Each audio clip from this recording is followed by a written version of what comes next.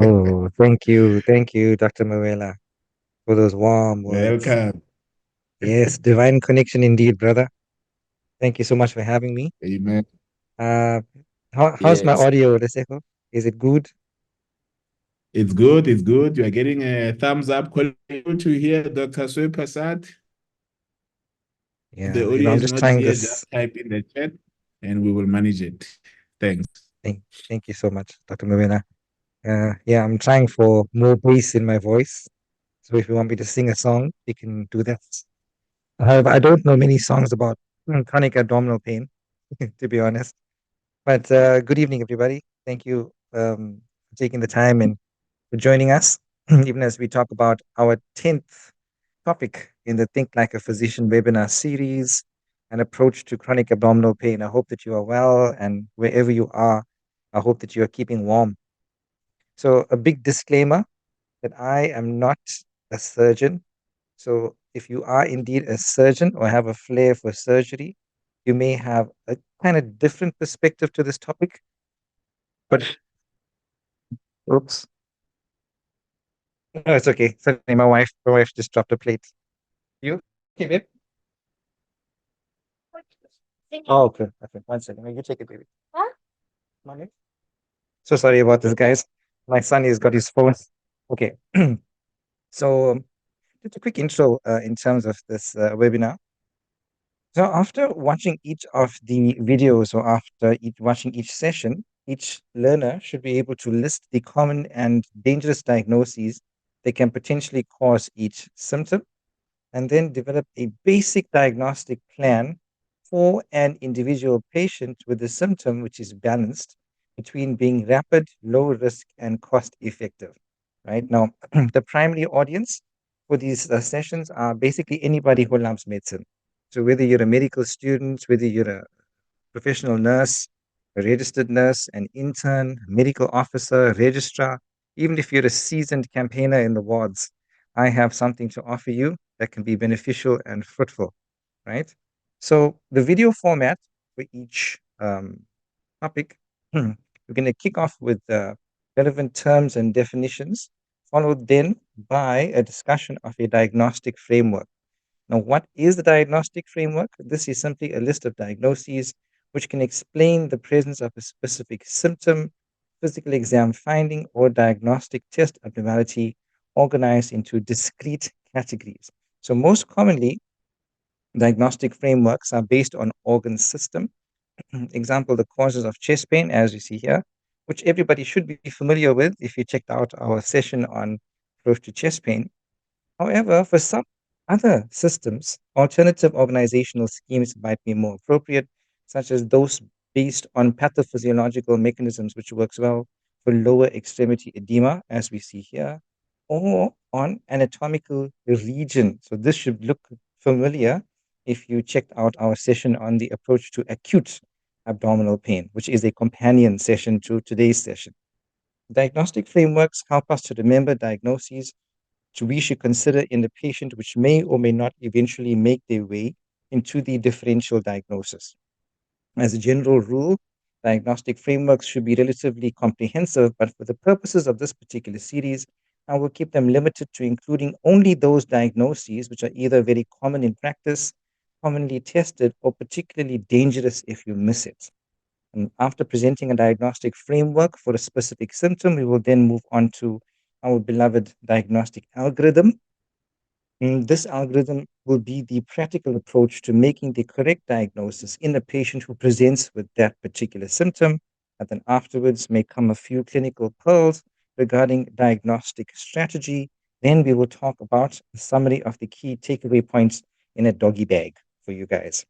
So, unlike many other similar resources you may encounter on the web or in the library, the approaches I will present here will represent how physicians think about these problems in real life.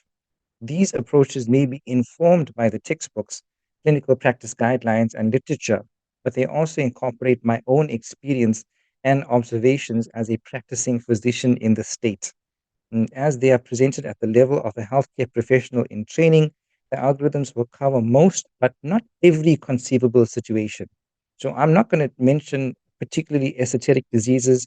And if a certain diagnostic test is really performed in practice, we're not going to talk about it, irrespective of how classic it may be or its historical importance. My goal here is to be accurate, practical, and relatively concise. All right, that was the introduction. Right, so far we have covered 32. Well, not covered 32, but the aim is to cover 32. Let me just get my point in here. There we go. So we've covered 9 topics so far. Today is our 10th topic. So we are 28% the way there, Dr. Mawela, to having the brain of a physician. And of course, as usual, I love my Super. humor. Yes, yes, Sundowns, go Sundowns. And this is the first of the jokes. So this one, alluding to the pain session we had on Tuesday. Why did they take paracetamol to prison? It was a painkiller, very appropriate for abdominal pain as well. Okay, here's the clinical case, everybody, just to get us warmed up. 29-year-old woman comes to see you in clinic because of abdominal discomfort. Oh dear. She feels abdominal discomfort on most days of the week, and the pain varies in location and in intensity. She notes constipation as well as diarrhea, but diarrhea predominates. Okay. Compared with 6 months ago, she has more bloating and flatulence than she had before. She identifies eating and stress as aggravating factors, and her pain is relieved by defecation. You strongly suspect irritable bowel syndrome. Laboratory data includes a white cell count of 8,000 per microliter, hematocrit of 32%, platelets of 210 times 10 to the 6, and an ESR of 44. Stool studies show the presence of lactoferrin, no blood. Which of the following interventions is the most appropriate right now? Is it A, antidepressants, B, ciprofloxacin, C, colonoscopy, D, simple good old reassurance and patient counseling, E, stool bulking agents? I wonder. Hopefully, by the end of this talk, you will feel comfortable answering this question correctly. Okay, now the threshold of how long pain needs to have been present in order to be considered chronic is arbitrary. For this discussion, I'm going to consider it to be at least 2 months, including recurrent episodic pain in which the episodes have been occurring over that duration. So this lecture will be longer than most other lectures that I've done in the series because despite chronic abdominal pain being a common and frustrating problem, it is rarely ever discussed as a symptom in the coursework for healthcare professionals. And even most of the individual diseases that can cause this symptom are often neglected in formal education.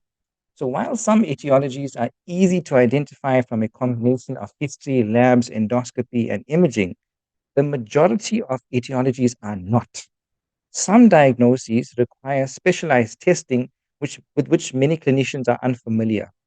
Others are so-called clinical diagnoses, which means a diagnosis that's made on the basis of history and examination alone, plus the elimination of alternative possibilities, because clinical diagnoses have no confirmatory tests. So a clinician must have sufficient relevant expertise to have the confidence to make such diagnoses. So in short, the underlying cause of chronic abdominal pain is often misdiagnosed.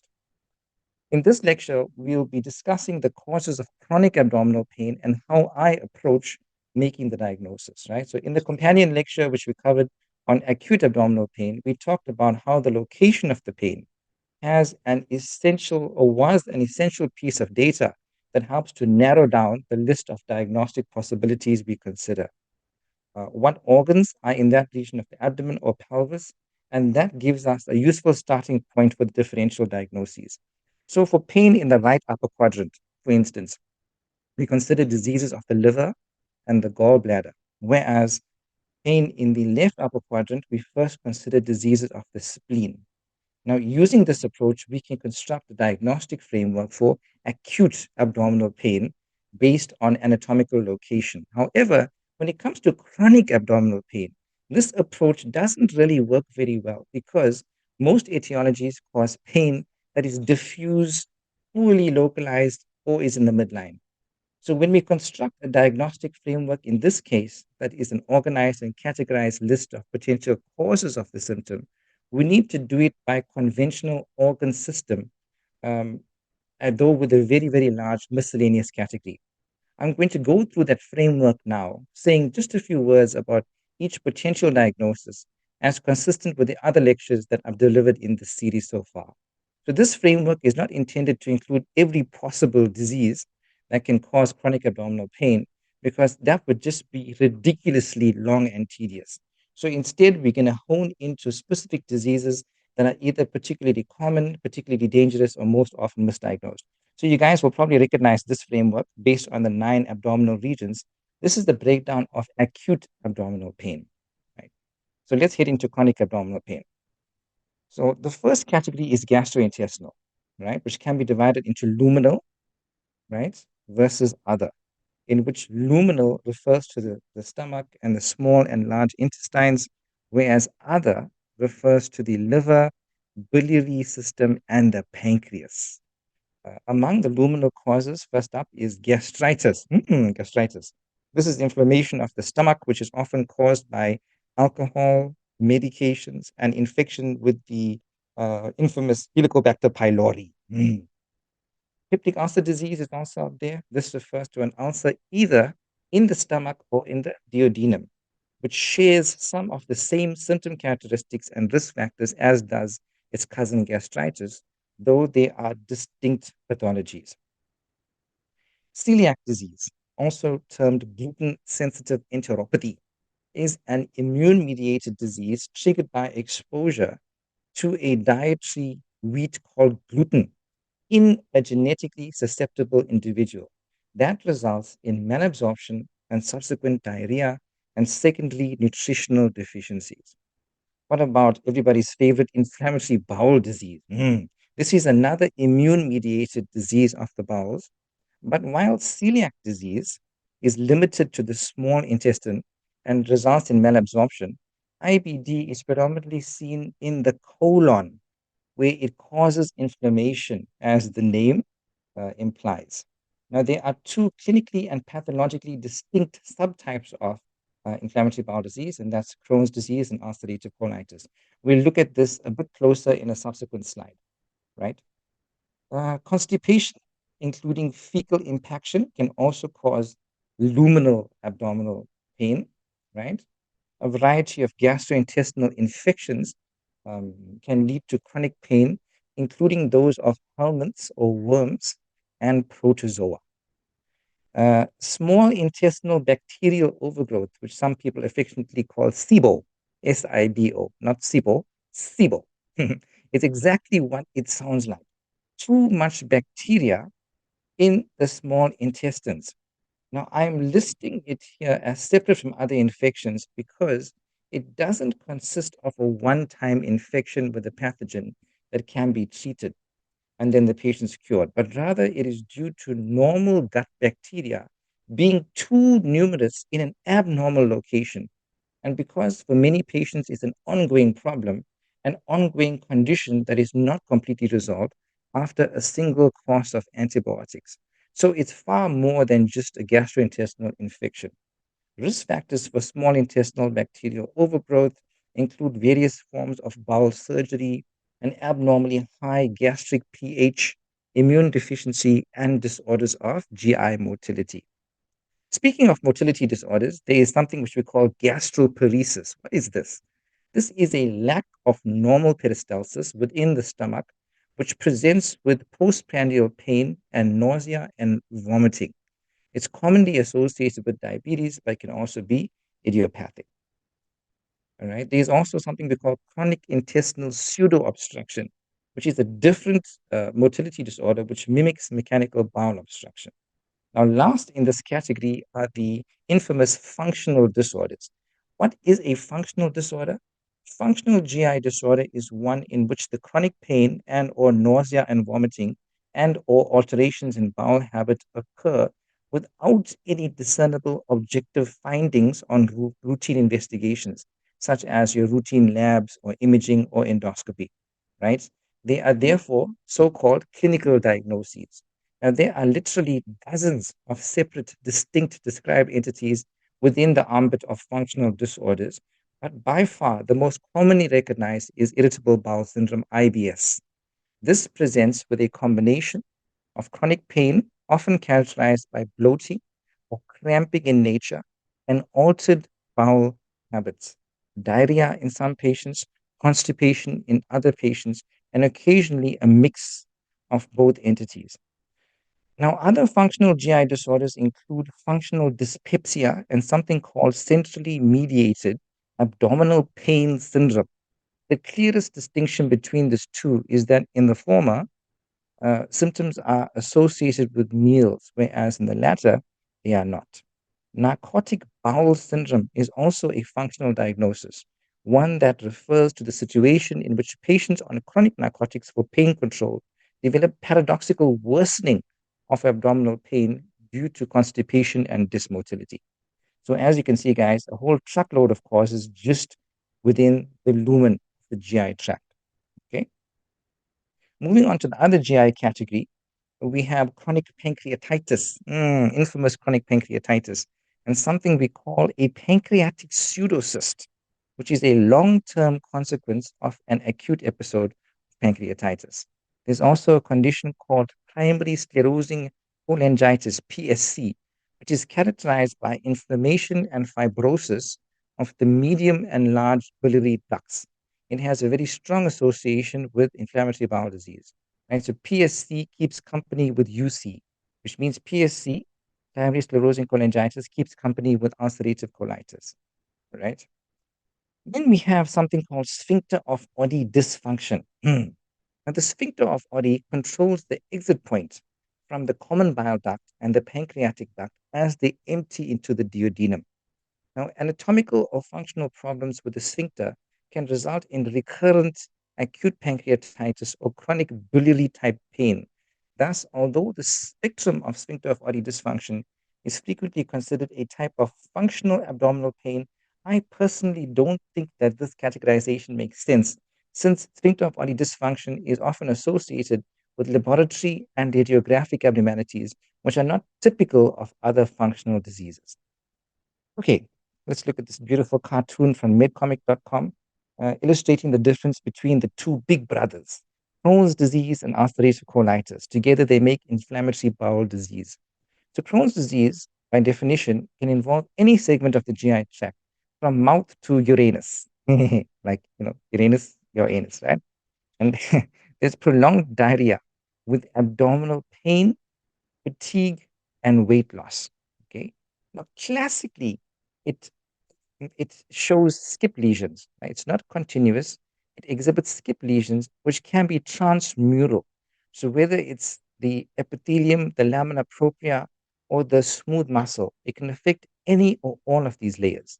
Often complicates with anal fistulae, abscesses, fissures, and ulcers versus ulcerative colitis, in which there's recurring episodes of inflammation, but it's limited. It's not transmural, but it's limited to the mucosa of the colon.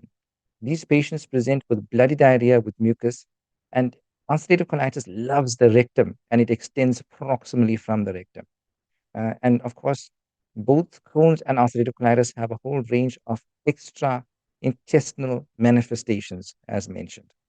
Okay, this is particularly important for um, those that are going for the diploma exam, because this is a very hot topic when it comes to gastroenterology. Okay, just looking a little on peptic ulcer disease pathogenesis here, we know that the main risk factors is um, chronic non-steroidal anti-inflammatory drug use, as well as Helicobacter pylori infection. So when you take non-steroidals, you're basically inhibiting cyclooxygenase. And cyclooxygenase, the claim to fame of cyclooxygenase is that it converts a membrane phospholipid into arachidonic acid. And arachidonic acid can either go down the cyclooxygenase pathway to produce prostaglandins, or it can go down the lipoxygenase pathway to produce leukotrienes. So if you are inhibiting cyclooxygenase, you are decreasing prostaglandins, and thereby you are um, uh, basically contributing to less of the gastric mucosal protection, predisposes to ulcers, right? Helicobacter pylori produces toxins, which causes inflammation, which causes the overproduction of hydrogen ions and hydrochloric acid. So together, these things are going to fuel the production of ulcers. Okay. And these have numerous presentations. You can have melena stools, you can have coffee ground emesis, you can have hematemesis, you can have dyspepsia, epigastric pain, and nausea. All right, that's just a small snippet into peptic ulcer disease. Okay, now for something completely different that can manifest with chronic abdominal pain. I just want to pause for a minute. Can you guys hear me clearly? Can you give me a thumbs up if you can hear me clearly? Just want to check. Yes. Okay. Awesome. Awesome. Awesome. Thank you so much, everybody. Okay. So the next category is gynecological. A big disclaimer here, guys. I am not a gynecologist, but we have to cover this because it's within the spectrum of the topic today. So, the most notable condition here is what we call endometriosis. What is this? This is caused by ectopic endometrial tissue, that is uterine tissue presenting outside of the uterus, most often somewhere in the pelvis, but it can happen virtually anywhere in the torso as well. Its presentation depends on the location of the ectopic tissue, but it most commonly causes chronic pain, painful or heavy menses, painful sexual intercourse, which is called dyspareunia, and infertility. Right. Another potentially painful condition in the female reproductive tract is the ovarian cyst. Right. These can present with acute pain if they rupture or hemorrhage, or they can be entirely asymptomatic, but they can also cause chronic and or recurrent abdominal pain, perhaps occurring during menses and recurrent pain at the time of ovulation, and both are relatively common in the setting of an ovarian cyst. Right? Then there is the infamous menstrual cramps, right, which can cause chronic abdominal pain, ovulation pain, like we mentioned. What about PID? Pelvic inflammatory disease is a severe complication of some sexually transmitted infections. And of course, we have a benign uterine tumor, which we call fibroids, right? Now, while there are certainly conditions of the male reproductive system that can cause chronic abdominal pain, these conditions typically cause scrotal or penile pain rather than abdominal pain, right? Okay, there are a couple of primary vascular disorders that can lead to chronic abdominal pain. For example, one called chronic mesenteric ischemia, which is atherosclerosis of the arteries supplying the gut, which essentially limit their blood flow. It essentially causes intestinal angina, in which patients experience postprandial pain after meals, right? And classically developing a literal fear of eating because of the pain that ensues. Quite a difficult condition to manage, right? Median arcuate ligament syndrome. What is this? This is also termed celiac artery compression syndrome. Is a condition in which the celiac artery is compressed by the median arcuate ligament. The celiac artery, if we remember from first year anatomy, supplies blood to the stomach, the proximal duodenum, pancreas, spleen, and the biliary system. Its symptoms can be very, very similar to those with mesenteric ischemia, since the downstream consequence of external compression and internal obstruction is the same. These patients are typically younger and they lack the traditional cardiovascular risk factors that are associated with mesenteric ischemia. Aortic aneurysm can lead to abdominal pain as well as to back and flank pain. And of course, coronary artery disease, watch out, can occasionally result in referred pain to the epigastric region during ischemic episodes. Okay, this is a fun cartoon looking at abdominal aortic aneurysms. So the traditional risk factors would be smoking, male gender, advanced age, and hypertension. All right. And the magic number to remember is 5.5 centimeters. Right? Surgical repair is indicated if the AAA diameter is more than 5.5 centimeters on an ultrasound scan, right? Or if there's any size AAA which demonstrates rapid growth over time, right? So 5.5 and above, you want to call the surgeon, the vascular surgeon. All right. What about miscellaneous? This is quite a big category, right?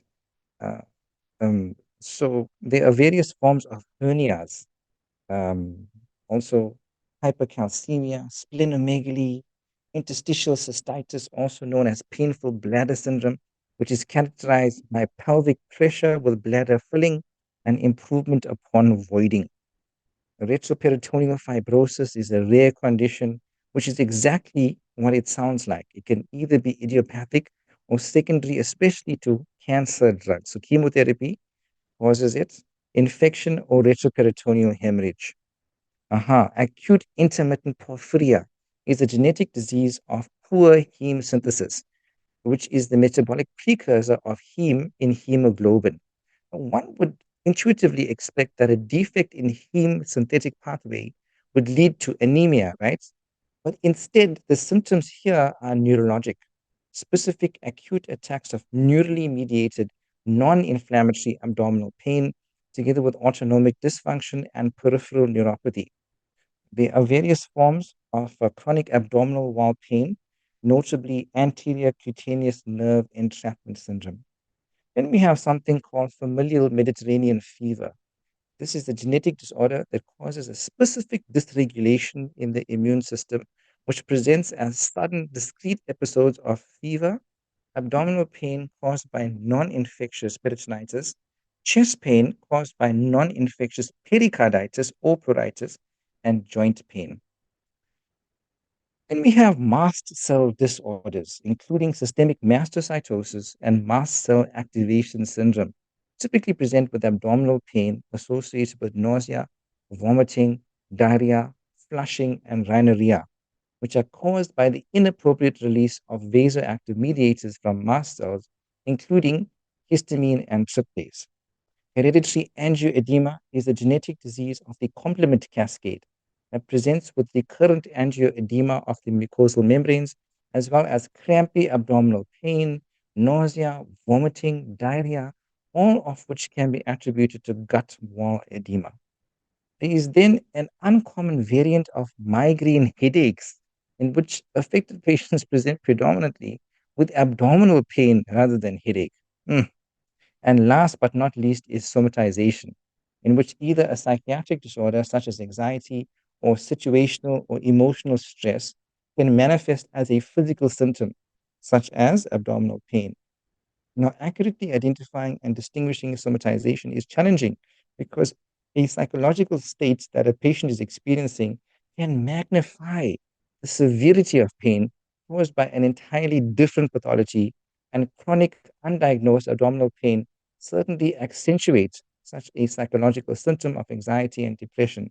In short, there is a risk here of patients having their chronic pain misattributed to anxiety rather than anxiety correctly attributed to the acute physical cause of their pain. But nevertheless, psychological stress states can, and on occasion, lead to abdominal pain in the absence of disease within the abdomen. So this was quite a truckload, guys. This is just a summary of the different etiologies that we looked at. So overall, the common etiologies of chronic abdominal pain I included here. Oh, did I? Oh, I was naughty. I didn't. But I'm just going to mention those for you. The most common causes would be gastritis, peptic ulcer disease, constipation, irritable bowel syndrome, endometriosis, ovarian cysts, menstrual cramps, and ovulation pain. Now, for those of you who are really, really watching this lecture closely, you may have noticed an entire category of disease absent from this framework. That is cancer. So, in addition to all the aforementioned etiologies, any intra-abdominal malignancy can lead to chronic abdominal pain, including lymphoma, though most intra-abdominal cancers are painless in their early stages. All right. I think we're overdue for a joke. Plague, the flu, and the common cold walk into the room. I ask, what is this? Some kind of sick joke? Uh, Righty. Hmm. So, yeah, I think this is what we just said, right? So any intra-abdominal malignancy can lead to chronic abdominal pain, right? Gastric, colorectal, pancreatic, hepatocellular, cholangiocarcinoma sitting in the bile duct, ovarian, uterine, renal cell carcinoma, lymphoma, right? Okay. So obviously the list of etiologies contains a spectrum of disease that ranged from ones that are frustrating but not dangerous or life-limiting to those that are acutely life-threatening. So, are there any clues or red flags that a patient might have of a potentially life-threatening etiology for their pain, something that would increase the speed with which we want to work them up. They are the symptoms. These are the red flags, guys. Weight loss, jaundice, blood in the stool, fever, shortness of breath, and or chest pain. Okay, and each or the symptom onset, the age at symptom onset being above 50 years. These are all red flags that should make us expedite our workup for these patients with chronic abdominal pain. So at this point now that we have an idea of how diverse the etiologies of chronic abdominal pain are, how do we approach the patient who is seated in front of us who complains of chronic abdominal pain? Okay, but first up, let's quickly look at jaundice. So, jaundice we can substratify into being prehepatic, intra, and posthepatic. The prehepatic has to do with basically destruction of red blood cells. So hemolysis, right? Can be immune, can be non-immune. Then hepatic is something to do with the liver, hepatitis, cancer, cirrhosis, congenital disorders, drugs. Post-hepatic happens in the biliary system outside the liver, right? So gallstones, inflammation, scar tissue, tumors, etc. Okay. So even more so than with most other symptoms, the history here is extremely, extremely important. You want to ask about the chronology of the pain, including the acuity of the onset. How long has the pain been there for? And whether it is episodic or continuous. And if episodic, how frequent and how long are the episodes? Are there any specific triggers, right, or exacerbating factors such as food or activity? Now, although I know I mentioned earlier that location of the pain is not as helpful when it comes to chronic pain as compared to acute pain, it is not completely irrelevant, including whether the pain radiates or travels to anywhere else. Are there any associated symptoms? Weight loss, watch out for weight loss, ominously suggests malignancy, but it can also be seen in celiac disease, mesenteric ischemia, median arcuate ligament syndrome. Nausea and vomiting are common features of gastritis, gastroparesis, chronic pancreatitis, and abdominal migraines. Changes in bowel habits, right, can be seen in any of the luminal GI etiologies. Menstrual irregularity is most often suggestive of endometriosis, fever, of an inflammatory disorder. Jaundice points towards biliary pathology, including pancreatic cancer. Don't forget about pancreatic cancer. Both chest pain and dyspnea occur with episodic abdominal pain, suggesting coronary artery disease, particularly if the symptoms are exertional. Now, in addition to the history of presenting illness, you want to ask about the past medical history, the surgical history, and for women, you want to take a proper gynecological history. Ask about medications. Medications are you using? Are you using opiates and any other substances? Sexual history, substance use history, right? Sexual history, but be very tactful when it comes to this, um, because you're going to ask about risk factors for pelvic inflammatory disease, and also about things like dyspareunia, so painful intercourse, which could be a manifestation of endometriosis. Family history is important, as some diseases of chronic abdominal pain are caused by single gene mutations, such as familial Mediterranean fever and hereditary angioedema. But other diseases have a more complex relationship with genetics, right? And of course, last is going to be psychosocial factors. For example, abuse or intimate partner violence, gender-based violence, which may result in somatization, presenting as abdominal pain. And while I would be very hesitant to label psychiatric disease as the underlying principal cause of chronic abdominal pain, it can certainly modulate a patient's experience of pain, potentially changing how different historical features should be weighed up when developing your differential diagnosis. Right, now moving on to the physical examination. Unfortunately, um, the physical exam is not particularly helpful for the evaluation of chronic abdominal pain, with a few notable exceptions. Okay, so if a patient's history is specifically suggesting a disease that's associated with a specific physical finding, like a Murphy's sign, pain at the Bernese point, or a psoas sign, or a Rovsing sign, or Gray Turner, Cullen's, all these signs, of course, look for these signs. But for the patients whose history is non-specific, the focused exam that I would advocate includes just the vitals and an abdominal examination, plus or minus a rectal examination, depending on the presence of weight loss or hematochezia or the suggestion of bowel impaction. Lymph node exam, which may be abnormal due to malignancy, especially lymphoma. Pelvic exam in some, but not necessarily all women, if the history is entirely inconsistent with the gynecological cause. And of course, a cardiac examination if the patient has cardiovascular risk factors. Key labs. One of the key labs you want to do a full blood count, looking for anemia due to blood loss or nutritional deficiency, or leukocytosis, which is suggestive of systemic inflammation. Abnormal liver function tests might point towards a hepatobiliary or pancreatic etiology, a calcium level quickly to rule out hypercalcemia or hypocalcemia of vitamin D deficiency, which can also be seen in malabsorption. A glycated hemoglobin or HbA1c to screen for diabetes, as diabetes is the most common cause of gastroparesis and is, of course, a vascular risk factor. Now, in the event that the patient is a woman of childbearing age and the pain has only been present for a few months, a pregnancy test is obviously a very good idea.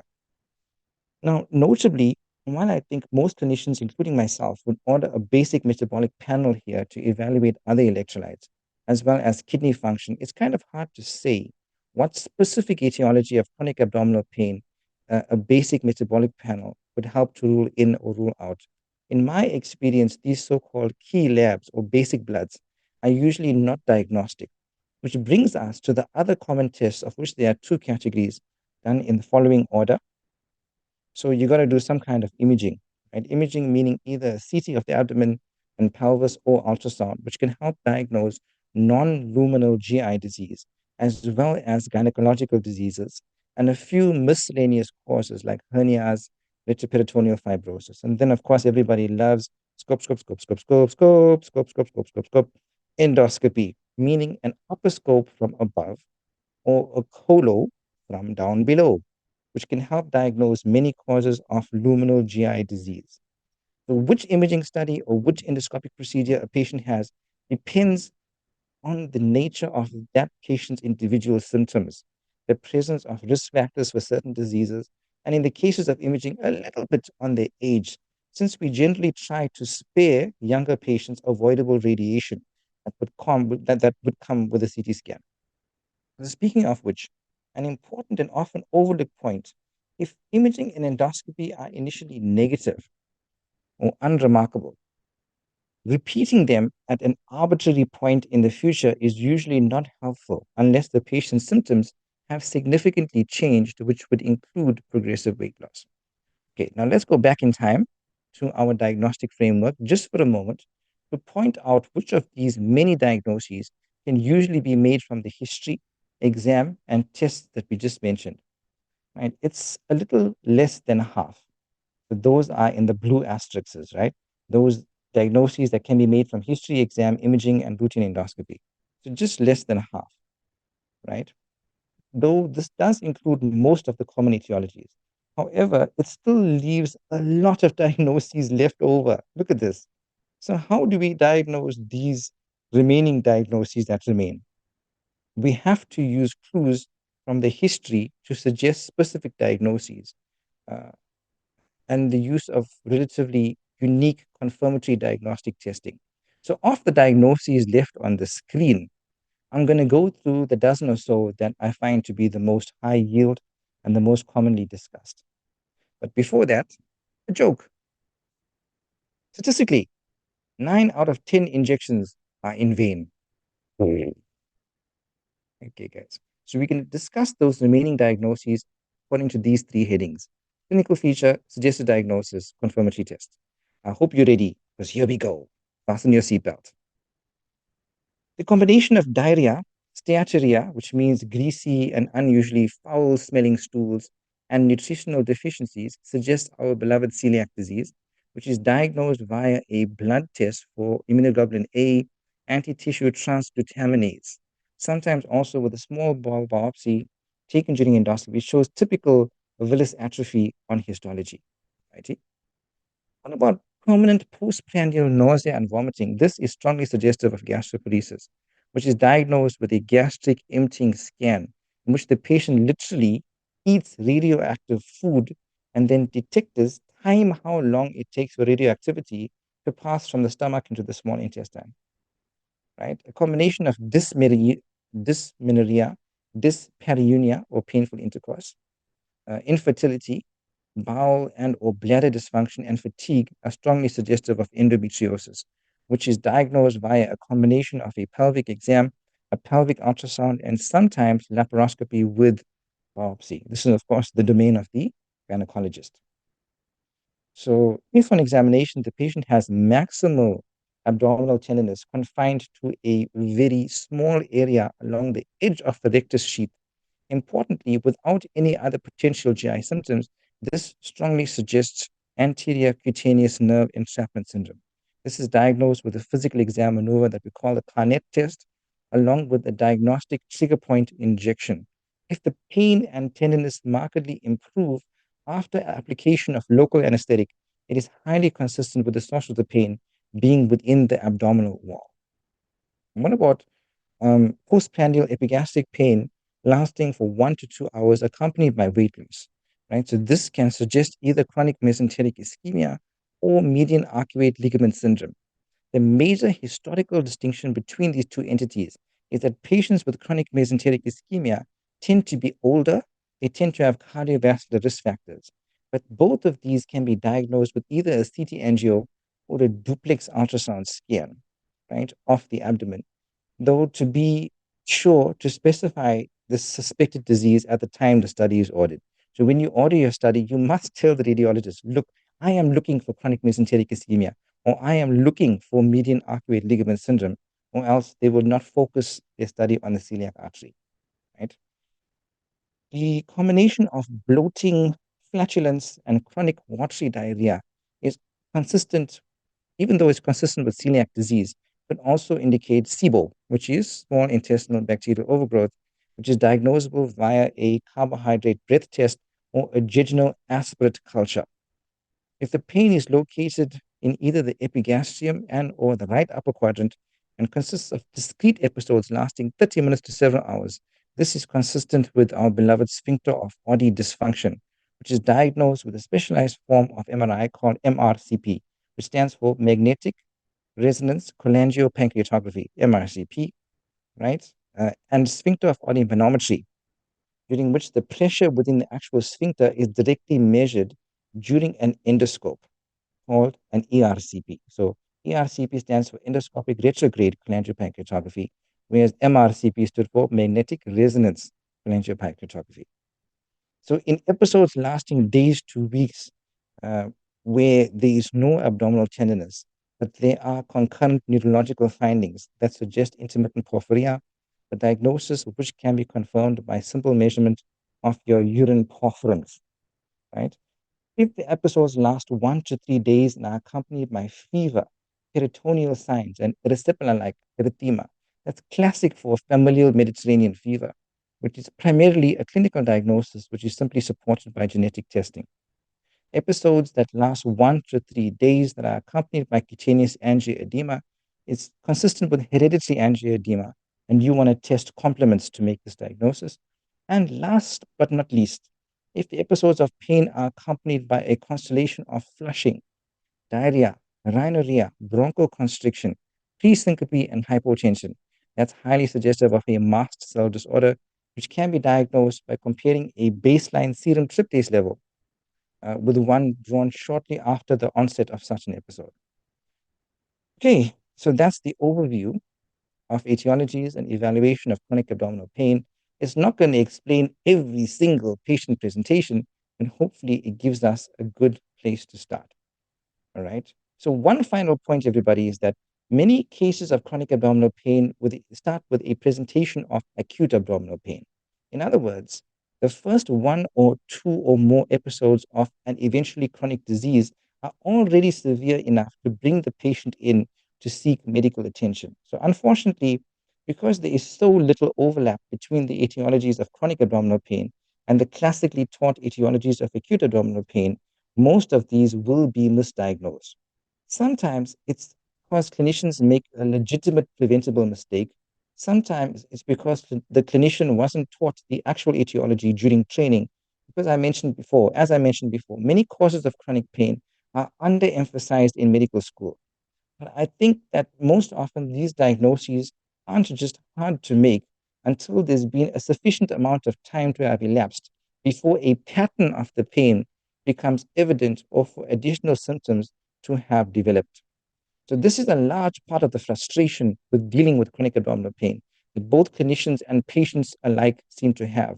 But I think the take-home message here is that if you are a patient watching this presentation, if the cause of your pain hasn't been figured out yet, do not despair. Don't give up just because you haven't gotten a diagnosis yet. It doesn't mean that the correct diagnosis is not forthcoming. All right.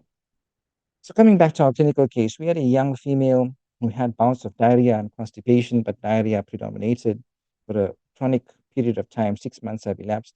She says that eating and stress are aggravating factors, and it's relieved by defecation. We suspect IBS. Okay, the stool shows lactoferrin, right? What is this, guys? So drum roll, please. This is irritable bowel syndrome, okay, with predominant diarrhea. All you want to do is just reassure and counsel the patient, right? Up to 80% of patients with IBS also have abnormal psychiatric features. However, no single psychiatric diagnosis predominates. The mechanism of IBS is not well understood, but it may involve altered pain thresholds. Although these patients are hypersensitive to colonic stimuli, this does not carry over to the peripheral nervous system. All right, everybody, it's been a marathon, almost an hour. Um, if you love internal medicine, please check out my YouTube channel. It's entitled Internal Medicine Algorithms and Mnemonics. So I have about 409 videos on a variety of topics in internal medicine for you guys to look at and enjoy. And don't forget, we have the chest X-ray masterclass. Yes, time is running out. You have just over 24 hours. So please, if you love X-rays, this is the time. We have a date on Saturday between 10 and 5:30. And the coming attraction is the mechanical ventilation workshop. If the sight and the sound of the mechanical ventilator seems intimidating or foreign to you, and you want to make that your best friend, uh, I think the date is different though. It's going to happen in July, but just watch this space. And last joke to close off: why do your heart, liver, and lungs all fit in your body? Because they are well organized. Just the key takeaway points, Dr. Mawela, before we close off. No Common problem. etiologies. Thank you. Common etiologies of chronic abdominal pain that are in the GI system include gastritis, peptic ulcer disease, constipation, and IBS. Those in the female reproductive tract include endometriosis, ovarian cysts, menstrual cramps, ovulation pain. The history is by and large the most important part of the evaluation, but most patients will also receive CT and ultrasound plus or minus upper and lower scope. Among patients lacking a diagnosis after routine labs and imaging and scopes, the history and really the exam will provide some clues, which will then prompt additional specialized testing. And last but not least, most patients with chronic abdominal pain will often start with one or more presentations to the healthcare system for acute abdominal pain, which will ultimately be misdiagnosed until the chronicity, pattern of episodes, and associated symptoms are clearly established. So that's it for this talk, everybody. It's been a mouthful. I hope that you all subscribe to the CCP if you want to watch this talk again. Thank you so much. Over to Dr. Mobila. Thank you. Thank you, colleagues. Let's give Dr. Ryan all the hearts that we have just to appreciate the effort. We know that what it takes to prepare, to present, yeah, amongst the many other things that as a specialist he needs to be involved in. So, Dr. Ryan, we really appreciate you. We appreciate your time. And importantly, we appreciate you, colleagues, because we prepare. But if you do not join in, I think the exercise becomes futile. So thank you for keeping us going by honoring our appointment and attending. So thank you, thank you, thank you, Zanele. I see you there in the chat. Constance, you are now Prof. Ryan, I see Constance says, thank you so much, Prof. Aibo. No Daniele, problem. thank you. Ramona says thanks, informative, fantastic presentations, and we enjoy the humor. All of us, I believe so. So thanks, colleagues, for those positive feedbacks. Before I start, just to say as well that do leave us feedback as well on our Google profile. You can give us any star is appreciated, but 5 stars is a nice one. It's a cherry on top. So Ryan, a few Aibo. questions based on what I wrote down, but also some of the questions that I see here. When would you say a pain is now chronic? What is it based on features, duration, or yeah? How do we differentiate acute versus chronic? Yeah. Yeah. Thank you, Dr. Mavela. So, Mm, that distinction is very arbitrary. mm, So I use the just basic cut point of 2 months here.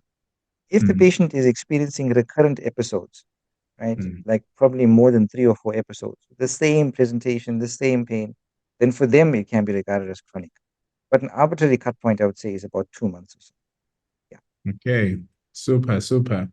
Kwanda is asking, I don't know if you are the best person, but you know, he says, Doc, can you please tell us a little bit about Fitz-Hugh-Curtis, Oh, Fitz yes. Hugh-Curtis syndrome as one of the complications of PID?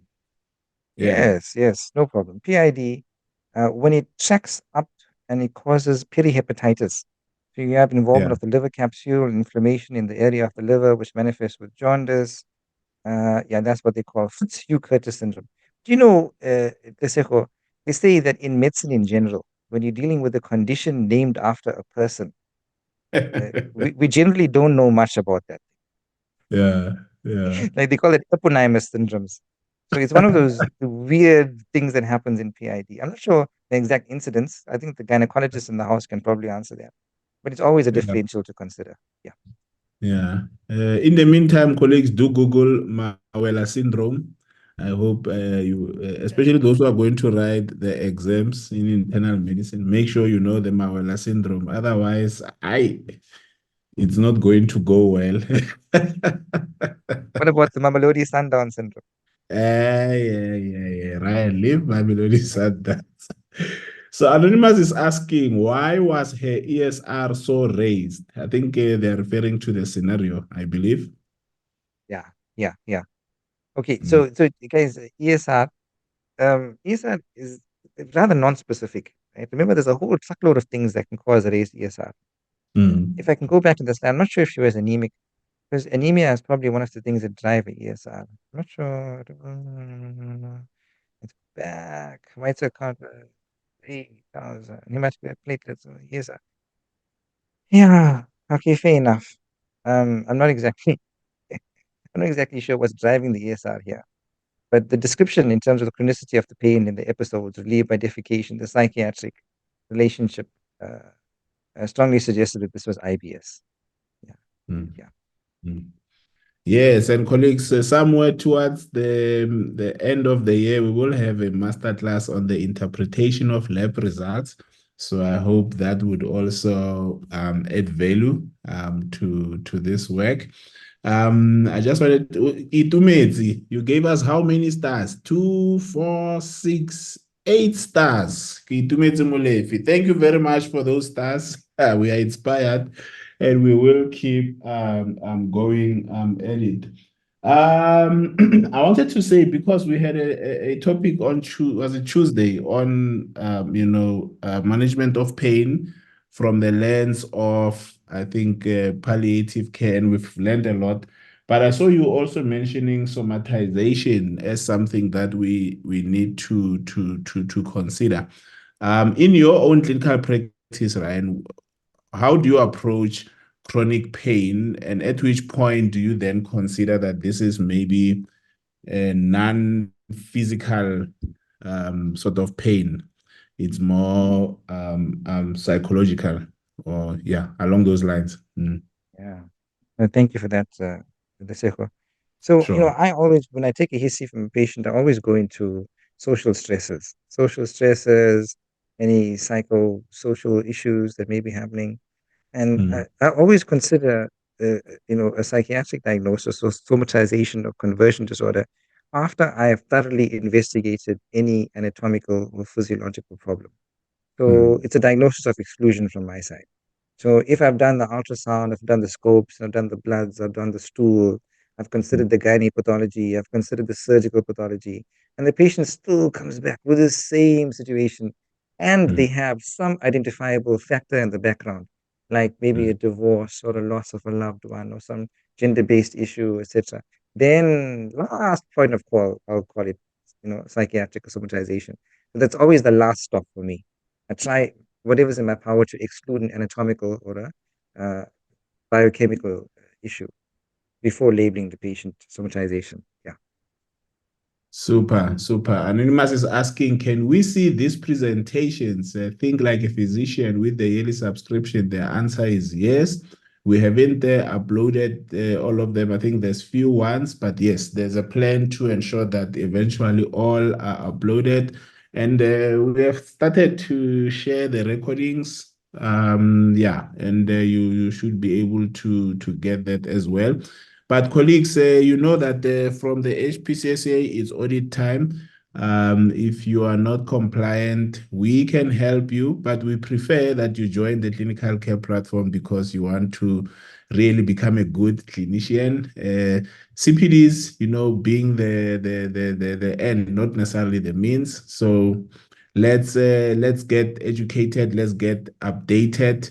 Let's maintain our competence, and I will share the link now for our membership subscription link. Check it out. If you feel that what our values and your values converge, then yes, do join us on this journey. And we hope that we can continue to work together to improve this service. Ryan Ruben is asking, how frequent is abdominal epilepsy? Can Dr. Ryan elaborate on it, please? That's how it's written from Ruben. Ruben is asking me a very, very searching question here. You know what, Yeah. Ruben, it is in the differential, but if I'm perfectly honest, in my clinical experience thus far, I have never diagnosed a patient with abdominal epilepsy. So, Mm, and I'm not sure, maybe if there's a neurologist in the house, you'd like to comment mm. on that, but I certainly can't give you any stats on that. Sorry Yeah. to disappoint you there, Ruben. All right.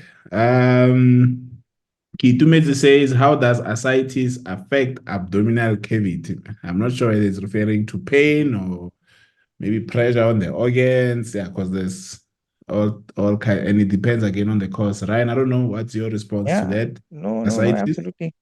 Beautiful. You know that there's two layers in the peritoneal membrane. There's the parietal and the visceral. And whenever you have accumulation of fluid between these two layers in that cavity, that's what we call ascites. And the way to Mm, distinguish what's causing it is you do a acidic tap and you send it mm, off for what we call the serum albumin acidic gradient, which is the serum mm, albumin minus the acidic fluid albumin. And if you've got a high SAG, then you can mm, rest assured it's due to portal hypertension. If you've got a mm, low SAG, it's due to something else. It could be TB abdomen, it could be malignancy, it could be autoimmune disease. mm, Obviously it manifests with, can cause abdominal distension and can mm. cause, your shifting downwards to be positive fluid throw. You can have pain in the abdominal cavity. Sometimes it can split the diaphragm and lead to dyspnea in the patient. So hope that answers the question there. Super, super. Sinokwetaba Kulu. Let me try it again. Sinokwetaba in the chat there is asking, are we going to get the certificates with the chest X-ray interpretation masterclass? And the answer is yes. Remember, colleagues, if you join the membership program, you also have access to over 100 CPD courses. Now, the master classes are paid events, right? Anyone who pays and attends there's still a requirement that you must attend. We don't sell CPDs. You pay, you still have to attend and participate. Then you'll be eligible for your certificates, including CPDs. So that's very important. Members are eligible for a 10% discount. So if you look at the price for the chest X-ray masterclass, which is 950 rands, for members, it's almost 850. You save close to 100 rands. So really, do visit that link, which is on the chat. And then I'm also sharing, I think, for the chest X-ray masterclass for those of you who are interested. And we have a clear goal. We have a clear mission, which is to empower you to ensure that you maintain your competence and you improve such that your patients, our communities, our sisters and brothers benefit from how you care for them. So I thought that was very, very valuable. Ryan, this is quite a common question in most of the talks for some reason. Kwanda says, in a diabetic patient, how do you clinically distinguish gastroparesis from DKA? Okay. No, the good question, Kwanda. So, gastroparesis is a motility problem, right? So there's delayed gastric emptying from the stomach into the duodenum. So these patients who complain of abdominal bloating, postprandial fullness, early satiety, which means they get full very fast, right? This is DKA. Now, DKA is a biochemical diagnosis, okay, with a triad of hyperglycemia together with urine dipstick being positive for ketones and acidosis on the blood gas. So they are two very, very distinct, different problems. Although DKA can present with abdominal pain, we can't call it gastroparesis until you've investigated with, a blood sugar and a urine dipstick and a blood gas. So I hope that answers the question. I mean, oh yeah, it was Kwanda. Yeah, Kwanda. Super, super, super. I think that was very, very awesome.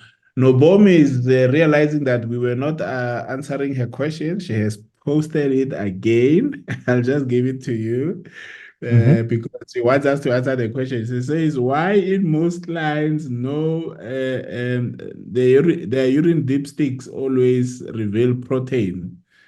That's why Nobom wants us to answer it, right? And she has posted it several times. So I hand it over to you.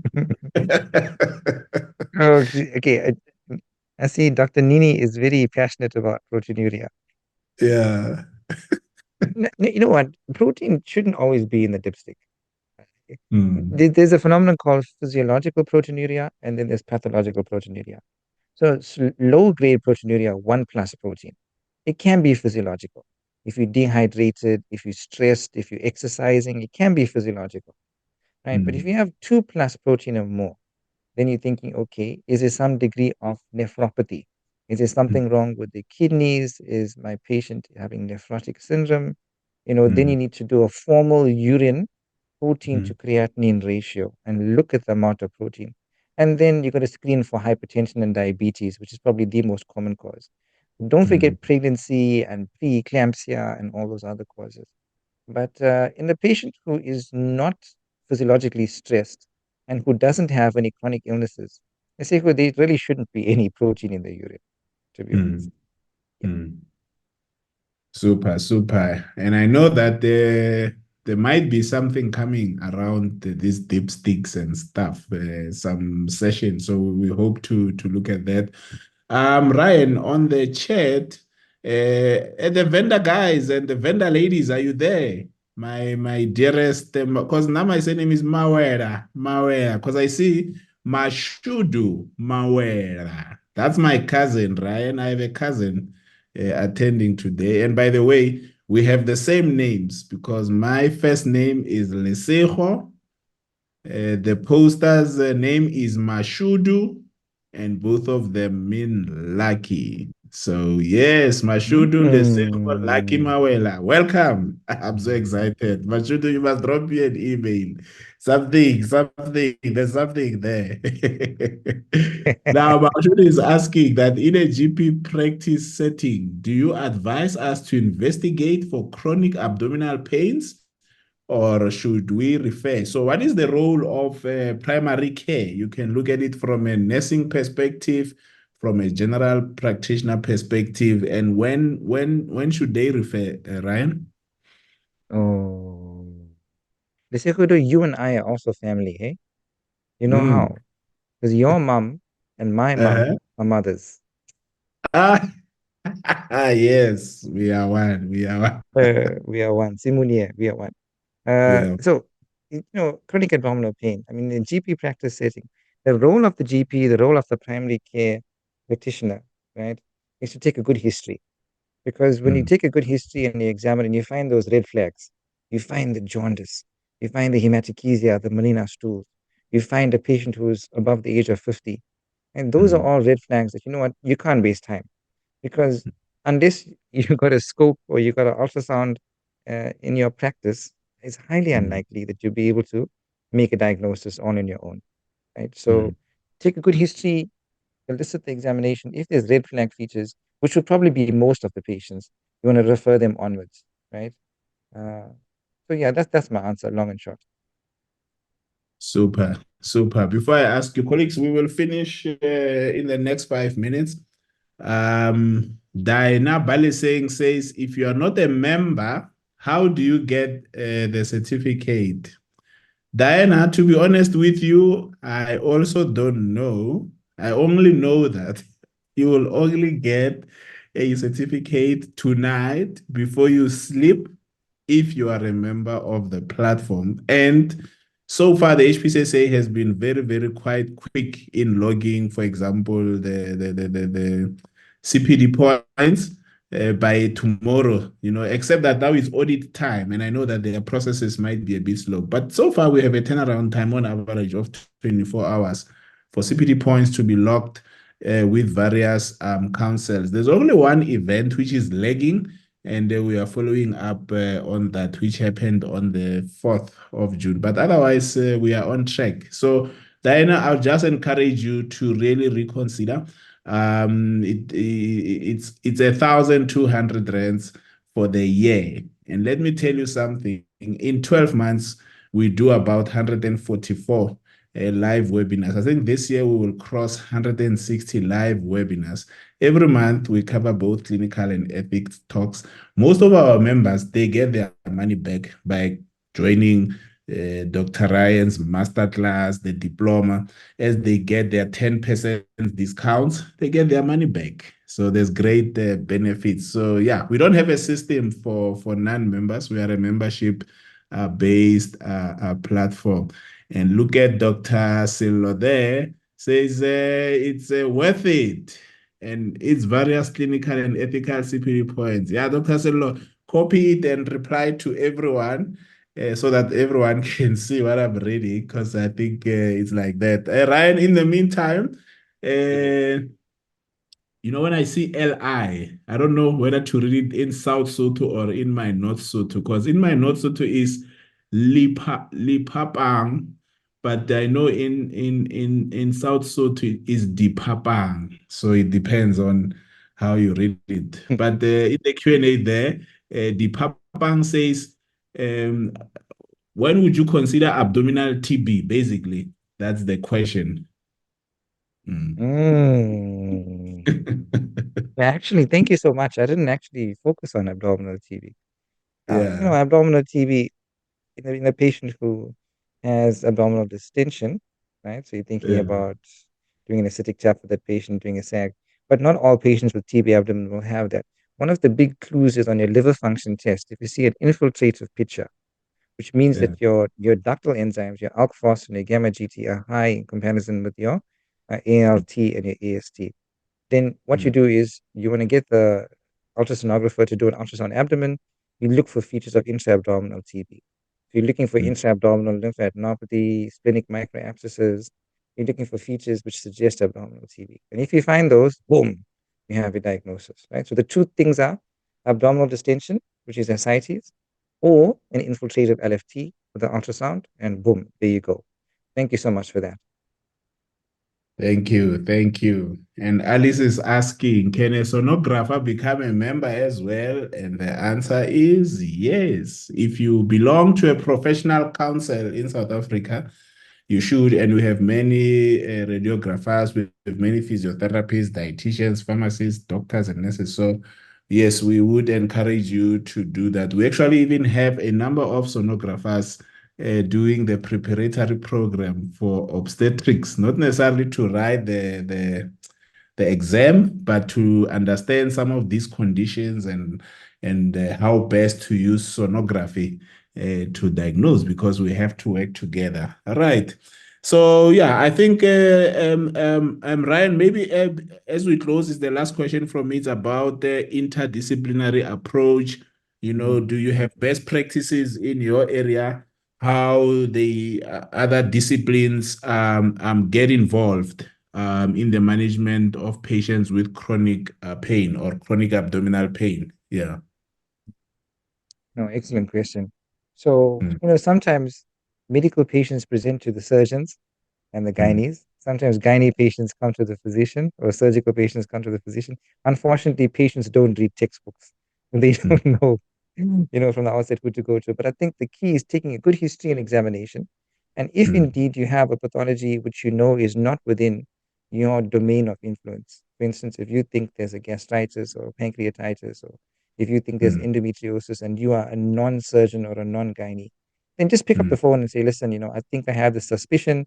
I've done a pelvic ultrasound or I've done some kind of imaging like a mm, CT or an ultrasound, and it shows features in keeping with the pancreatitis or endometriosis or PID. Please would you mm, come through? And the other thing that really helps, just off the topic, Deseko, is maintaining a good network. So, you mm, just be collegial, when you see them in the corridor, say, hi, how's it going? How's the family? When you have that relationship, then it mm, becomes so much easier when you have patients to refer, as mm, opposed to speaking to a complete stranger. It's always good to mm. network in our profession. Yeah.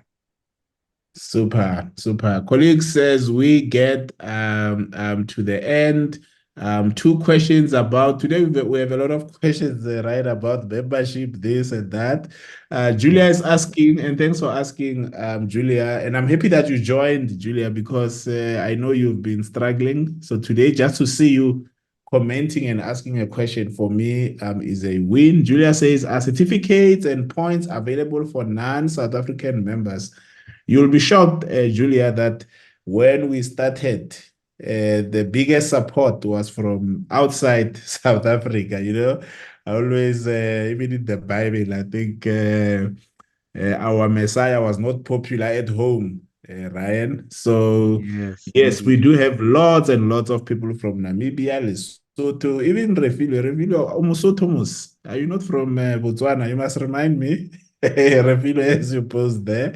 So, yeah, we do have a lot of people outside South Africa. Yeah, but yeah, the tables have turned and we have a lots and lots of local health workers, as you can see, they're posting and talking about how they enjoy our sessions and importantly, the peace of mind they have.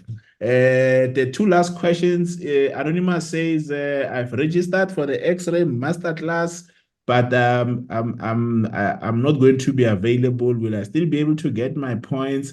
Yeah, so we are working on a system to put all these materials on a secured platform so that those of you who miss the sessions could still watch, and then we can be able to verify that you did watch and you are able to get your points. So the simplest answer is yes. By the time we finish the long weekend, I'm hoping that system would be in place. Nerissa, you are saying, will I still get my points if I register for the masterclass, but do it self-paced because I'm unavailable? Yeah, it's a long weekend, right? People are registering, but they are saying, baby, baby, baby. Yes, I think it's the same question as Anonymous, Nerissa. We are going to do our best to try and respond to your needs. So you don't have to worry. We will do our part. And Dr. Haruna, thank you very much. He says, thank you very much, Doc. I really appreciate this great update. It is quite clinical and standard, of the skills you are improving us. God bless you abundantly. Yes, that's what we really want to hear. Refilo says it's very, very worth it. Colleagues, underline very, and its various clinical and ethical points. You get the sessions and you catch up. It's quite very user friendly. Thank you, CCP. We really appreciate that feedback. Dr. Ryan, your closing remarks as we call it a night. Thank you. My clo- Thanks you, thank, Ramos, as well. Yeah. thank you so much, Liseko. My closing remark is I didn't realize it's a long weekend. Maybe we should move the X-ray. No, I'm joking. I'm joking. And happy Father's Day to everybody celebrating on Sunday, by the way. Yeah. So, Yeah. yeah. So this slide basically encapsulates my doggy bag of takeaway points. So I don't have really much to add, except that, we shouldn't forget the basics of medicine. Get in there, talk to your patients, take a good history, examine the patients, and that will stand you in good stead for focused investigation and management, because chronic abdominal pain, as you saw, is so diverse. You got to streamline your approach. Thank you, everybody. Thank you. Colleagues, as we close, I have few words to say. Sunday, it's Father's Day. Can you please make sure that you celebrate all the fathers in your life, in your community, where you pray, where you study. I know that women and children issues are a big, big priority, and I work in that space as well. But please, the more we appreciate the fathers, maybe the more we, the fathers, would also start to be responsible fathers. June is also Men's Health Month, and let's make sure that men and boys particularly don't lag behind in terms of their health. Today we were evaluating HIV data, colleagues, and I saw that for some reason, even children, when you look at boys versus girls, boys are lagging behind. So that I couldn't understand because these are just children. Men's health, Mm. men are lagging behind, but they start to lag behind even when they are 3 years old, 9 years old. Why would that be the case? So yeah, let's as we improve their livelihoods and we support women and children, let's make sure that our boy kids and the men are also not left behind, especially this month. Thank you, colleagues. May I wish you a great night with your families. Thank you. Bye. Goodbye, everybody. Bye.